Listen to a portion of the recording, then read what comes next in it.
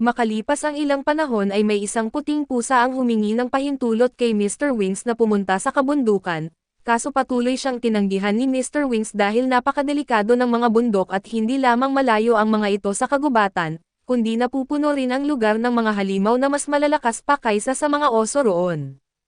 Bukod pa rito, hindi man lang kayang pumatay ng puting pusa ng isang oso ng mag-isa kaya naniniwala si Mr. Wings na wala itong posibilidad na mabuhay sa mapanganib na lugar na iyon, ngunit sa kabila ng kanyang mga babala ay patuloy pa rin siyang nakiusap.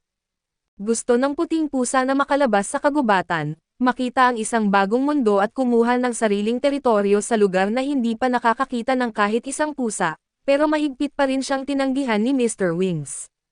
Hindi nawalan ng pag-asa ang puting pusa at dahil ayaw niyang isuko ang kanyang pangarap, paulit-ulit niyang kinulit ang dragon hanggang sa tuluyan itong mapagod at pumayag na rin, gayunpaman bago siya makaalis ay nilagyan muna siya ni Mr. Wings ng isang mahiwagang GPS tracker para sa kanyang kaligtasan. Nang makuha ang pahintulot na galugarin ang mundo, masayang tumakbo ang puting pusa upang simulan ang kanyang paglalakbay at makalipas ang ilang panahon, nakarating siya sa paanan ng mga bundok at kahit alam niyang maraming mapanganib na halimaw sa lugar, sabik siyang makahanap ng bagong lupain at makakuha ng magandang teritoryo. Ngunit habang naglalakbay patungo sa kabundukan ay puro simpleng daga lamang ang kanyang kinakain, nagsawa na siya rito at gusto niyang makatikim ng bagong pagkain at dahil maraming halaman at hayop sa kabundukan, nagpasya siyang manghuli ng ibang klase ng pagkain. May nakita siyang ilang ibon at ardilya sa paligid kaya mabilis niya itong nilapitan at habang papalapit siya sa isang pugad ng mga ibon, naghanda ang puting pusa na gamitin ang kanyang mga teknik sa pangangaso subalit may napansin siyang kakaiba, isang babaeng tao ang umakyat sa puno at dahan-dahan na lumalapit sa mga ibon.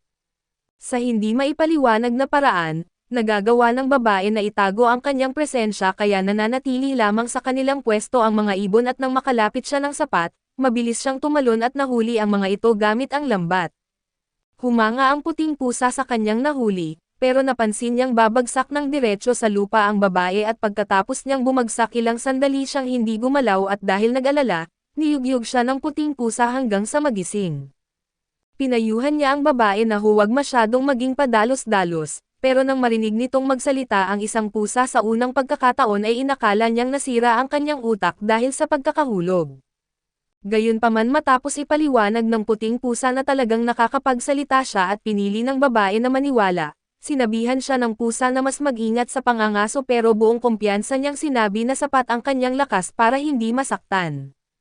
Kahit ganoon ay pinaalalahanan pa rin siya ng puting pusa na maging mas maingat, inamin ng babae na iyon lamang ang paraan ng pangangaso na alam niya kaya tinanong siya ng pusa kung wala bang ibang itinuro sa kanya ang kanyang mga magulang. Ngumiti ang babae at sinabi na lumaki siyang ulila at nang marinig iyon, naawa sa kanya ang puting pusa at habang tinitingnan ng babae ang kanyang nahuli, nagpasya siyang manghuli pa ng kaunti upang may makain na karne ang lahat sa kanilang tahanan. Dahil dito, nalaman ng puting pusa na may iba pa pala siyang kasamang nakatira at ipinaliwanag ng babae na nakatira siya kasama ang ibang mga bata sa isang orphanage na pinamamahalaan ng isang mabait na pari. Matapos siyang makilala ng mas mabuti, nagpasya ang puting pusa na tulungan siya sa pangangaso at di naniniwala ang babae na may malaking magagawa ang isang maliit na pusa, kaya ipinakita nito ang kanyang lightning magic. Agad na napatay ng spell ang isang malaking kuneho at isang ibon, dahilan upang labis na mamangha ang babae at habang nagugulat siya ay sinamantala ng puting pusa ang pagkakataon upang ipagmalaki ang kanyang lakas. Buong pagmalaki niyang sinabi na kahit hindi niya kayang pumatay ng oso ng mag-isa, sapat pa rin ang kanyang lakas upang mabuhay sa kabundukan at pagkatapos ay nakita niyang inaalis ng babae ang mga balahibo at lamang loob ng mga hayop. Dahil nagtaka, tinanong niya kung bakit nililinis nito ng mabuti ang kanilang pagkain at ipinaliwanag ng babae na gagawa siya ng sopas gamit ang karne, kaya kailangan muna itong linisin at nang marinig iyon ay natuwa ang puting pusa. Noong nakaraan ay nakatikim siya ng sopas na inihanda ng mga royal chef sa kabisera. Mula noon ay nagustuhan na niya ang simple ngunit nakakabusog na pagkaing iyon kaya sabik siyang matikman muli ito at nang makita ng babae ang kanyang kasiyahan, mabait niya itong niyaya na sumabay sa kanilang tanghalian. Hindi nagtagal ay bumalik sila sa orphanage at agad na hinangaan ng lahat ng bata ang puting pusa. Nang makita nila ang mga karneng nakasabit sa katawan nito, inakala nilang tinutulungan lamang nito ang kanilang nakatatandang kapatid na magbuhat. Nasaktan ang pride ng puting pusa kaya sinabi niyang siya mismo ang nanghuli ng lahat. Nang marinig nilang magsalita ito ay nagulat din ang lahat ng bata tulad ng kanilang nakatatandang kapatid at ipinaliwanag ng babae sa mga bata na ang puting pusa ang nakahuli sa karamihan ng kanilang pagkain, dahil dito ay lalo silang humanga sa kanya. Biglang umuwi ang pari at nagalit sa babae dahil muli na naman itong lumabas upang manghuli, habang pinapagalitan niya ito dahil palagi itong nasasaktan, nakaramdam ng ginhawa ang puting pusa dahil may isang matandang nag-aalaga sa mga bata. Samantala ay nakipagtalo ang babae sa pari at nagpapanggap na hindi siya nasaktan kaso tinawag siyang sinungaling ng puting pusa, dahilan upang lalo siyang mainis at napansin ng pari na mas marami ang nahuli ng babae kumpara sa dati, kaya napagtanto niyang tinulungan siya ng pusa at pinasalamatan niya ito sa pag-aalaga sa babae. Ngumiti ang puting pusa at pinaalalahanan siyang hinihintay pa rin niya ang sopas bilang kabayaran. Tumanggo ang pari at ipinakilala ang babae bilang si Gali at sinabi rin niyang napakasarap nitong magluto ng sopas. Sa likuran nila, tahimik na sinubukan ni Gali na tumakas upang maiwasang mapag-alitan muli kaso nahuli siya ng pari at muli siyang pinagsabihan at nang makita iyon, naisip ng puting pusa na isa itong responsableng tagapag-alaga. Nang makaalis sina Gali at ang pari, nilapitan siya ng ibang mga bata dahil sa sobrang pagkamausisa at sinimulan nila siyang haplosan sa iba't ibang bahagi ng katawan upang makita kung paano siya tutugan. Noong una ay natuwa ang puting pusa sa kanilang mga haplos at pagkamot ngunit biglang hinawakan ng isa sa mga bata ang kanyang buntot, bagay na labis niyang ikinainis at gayunpaman dahil isa siyang adult na pusa at pinilit niyang manatiling mabait sa mga bata, kaso lalo lamang lumala ang sitwasyon dahil mas naging makulit sila sa kanyang buntot.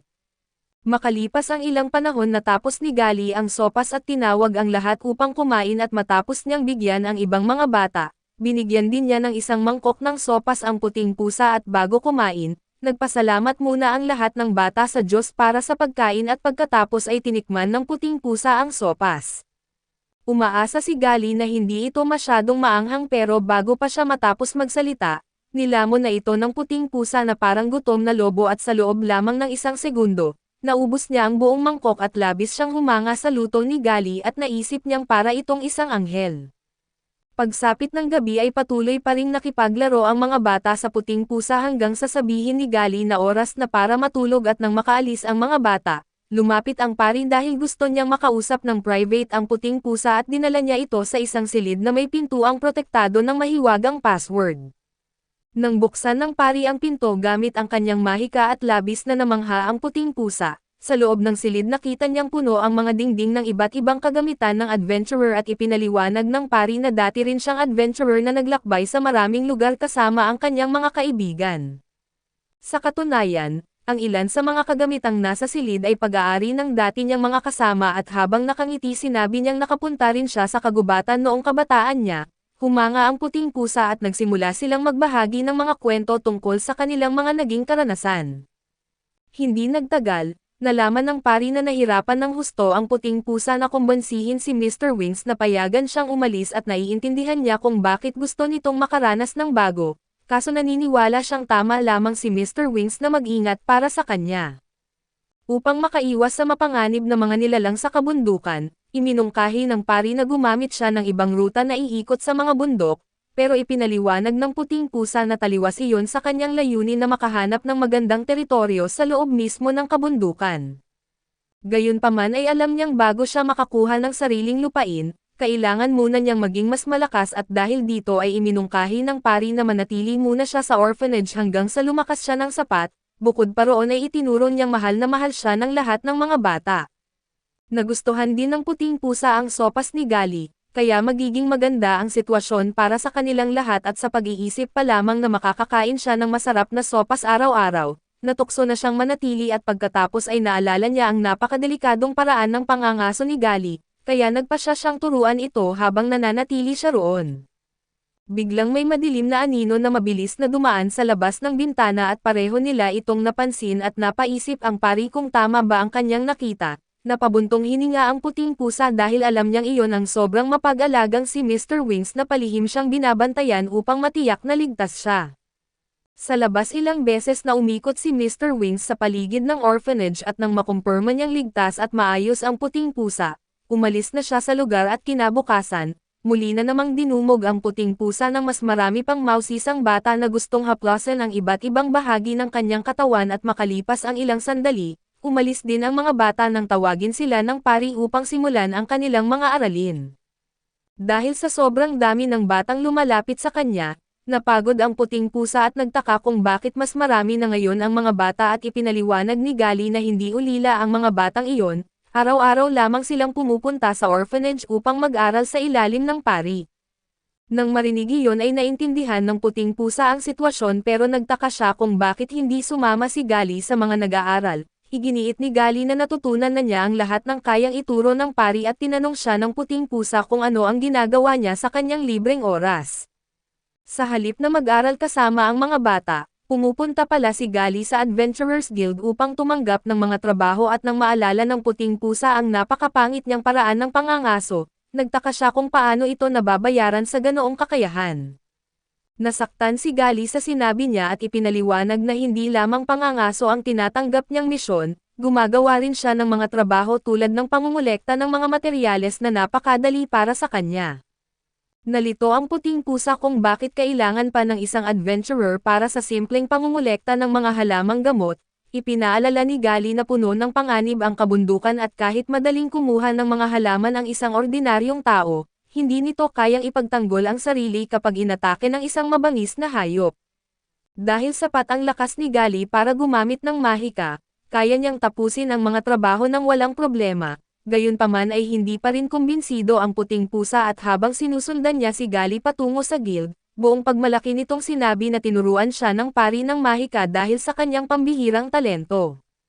Dahil dito, nagtaka ang puting pusa kung bakit hindi niya ginagamit ang mahika sa pangangaso at inamin ni Gali na isang explosion spell lamang ang kaya niyang gamitin, kapag ginamit niya iyon sa maliliit na gawain at siguradong malaking gulo ang mangyayari.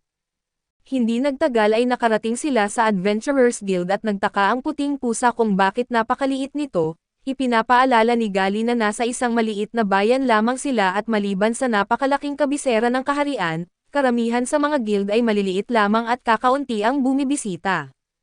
Pagkatapos ay binalaan niya ang puting pusa na huwag maliitin ang kanilang bayan bago sila pumasok sa guild at matapos tumanggap ng isang misyon, tinanong ng puting pusa kung siya lamang ba ang adventurer sa lugar at ipinaliwanag ni Gali na may iba pang adventurer, kaso karaniwan silang umaalis ng napakaaga upang tapusin ang kani-kanilang misyon.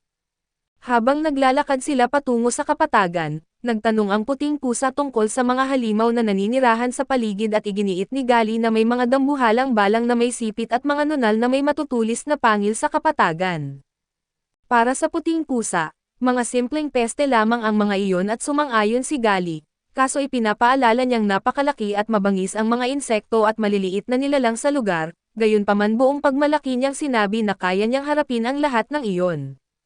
Tahimik lamang ang puting pusa sa likuran niya at dahil sanay siya sa mas makapangyarihang mahika, iniisip niyang hindi pa ganoon kalakas si Gali para mangarap na lumaban sa mas mataas na uri ng mga halimaw. Hindi nagtagal, nakita nila ang halamang gamot na kailangan ni Gali para sa kanyang misyon at umupo siya at maingat itong hinukay, ipinaliwanag niyang kailangang manatiling buo ang mga ugat dahil mawawalan ng halaga ang buong halaman kapag nasira ang mga ito. Habang pinapanood siyang maghukay ng maingat, nagtaka ang puting pusa kung bakit hindi na lamang niya gamitin ang mahika upang bunutin ito at muli siyang pinaalalahanan ni Gali na explosion magic lamang ang kaya niyang gamitin, at malinaw na hindi iyon angkop sa ganoong trabaho. Nang marinig iyon ay may naalala na ibang halaman ang puting pusa, ipinakita niya kay Gali kung paano ito madaling bunutin gamit ang levitation magic at dahil namangha ay hiniling ni Gali na tulungan siyang kolektahin ang natitirang mga halaman, kaso dahil ayaw ng puting pusa na magtrabaho ng husto ay tumanggi siya. Gayunpaman ay sinusuhulan siya ni Gali sa pamamagitan ng pangakong bibigyan siya ng dagdag na mangkok ng sopas at dahil dito, agad siyang pumayag at makalipas ang ilang sandali ay napuno nila ang isang buong sako ng halamang gamot, naisip ni Gali na oras na para bumalik at natuwa siya dahil napakarami nilang nakolekta. Habang iniisip niya ang perang kikitain nila mula sa mga halaman, may kakaibang presensyang naramdaman ang puting pusa sa paligid, bigla siyang lumingon at nakita ang isang grupo ng dambuhalang balang sa kanilang likuran at nang mapansin ni Gali ang kanyang kilos, agad siyang kumuha ng magic wand upang lumaban. Nang sumugod ang mga balang ay sinuntok ng puting pusa ang isa sa mga ito, pagkatapos ay niparalisado niya ang dalawa pang halimaw gamit ang kanyang mahika at habang hindi makagalaw ang mga nilalang ay pinakawalan ni Gali ang kanyang explosion magic. Sa harap ng gulat na mga mata ng puting pusa ay sumabog ang spell na parang isang napakalakas na bomba. Sinimulan niyang nasigawan si Gali dahil sa pagiging tanga nito pero para kay Gali, normal lamang na maging ganoon kalakas ang kanyang mahika at karaniwan ay nahihirapan ang mga human mage dahil nauubusan sila ng mana kapag gumagamit ng malalakas na spell pero sa kaso ni Gali, tila sobra naman ang lakas niya para sa sarili niyang kapakanan.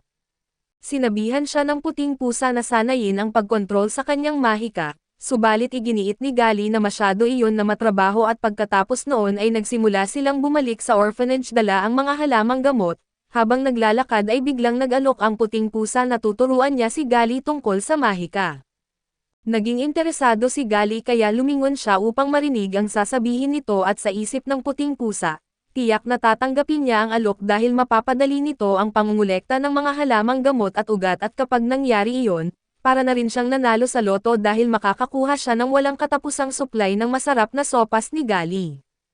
Kaso bigla siyang bumalik sa realidad ng diretsahang tanggihan ni Gali ang kanyang alok, para sa kanya ay masyado iyong nangangailangan ng pagsisikap at desperado ang puting pusa na makuha ang kanyang interes, kaya sinubukan niyang akitin siya sa pamamagitan ng pagsasabing mas marami siyang makukuhang karne at pera kapag natuto siya ng mas magagandang spell. Kahit hindi pa rin ganoon kainteresado si Gali, pumayag siya sa kondisyon na hindi magiging masyadong mahaba ang kanilang mga training session at nag-alab ang puso ng puting pusa sa kagustuhang gawin siyang isang first-class mage. Makalipas ang ilang panahon ay tahimik silang pinagmamasdan ni Mr. Wings habang nasa anyong pusa. Kahit nag-aalala siya sa puting pusa at naniniwala siyang maaari niya itong ipagkatiwala sa mabubuting tao na nakatira sa orphanage, napansin ng puting pusa ang kanyang presensya kaso nanatili lamang siyang tahimik dahil alam niyang ayaw magpakita ni Mr. Wings. Matapos umalis ni Mr. Wings, sinundan ng puting pusa si Gali at sabik na simulan ang kanilang training at sa paglipas ng mga araw, nagpasya siyang manatili sa tabi ni Gali ng matagal at kalaunan ay naging matalik na magkaibigan ang dalawa.